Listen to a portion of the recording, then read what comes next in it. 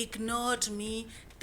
I did not count for them. Or the worst case for me was one time my son told me that a fellow African girl who always, I don't know if someone sent her to disturb my son, and she came and one time took a pen, she's and rammed it on his shoulder, just without a reason. That's what he said. And because I came to know this case later, I did not know exactly. I could not follow up what really happened.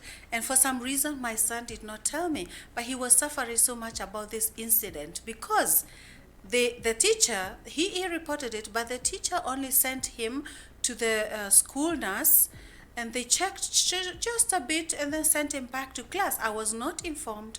No one from my family was informed.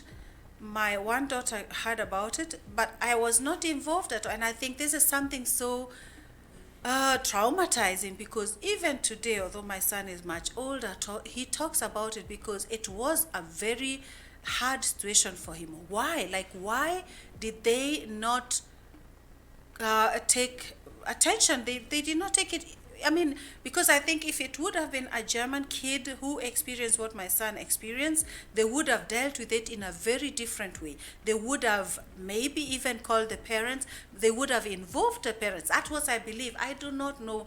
But I think something like that can make a child go through a lot of trauma and a lot of suffering and a lot of like, am I not important? Am I not... why don't they care that this happened to me? Even if it was a fellow African kid who did that, a girl who did this, I do not know why the teachers took it lightly, but I know in other cases where they react like with a euphoria, they really would run here and there. They may even report the case. They may even go and, I don't know, I know they can exaggerate the whole situation. But in this case, I was like, what about other children who don't talk about it? What about other children who don't even report it? Or they suffer silently. They don't express what is happening, you know? How much do we know what our children are going through in school? How much time do we take as parents to listen to our youth?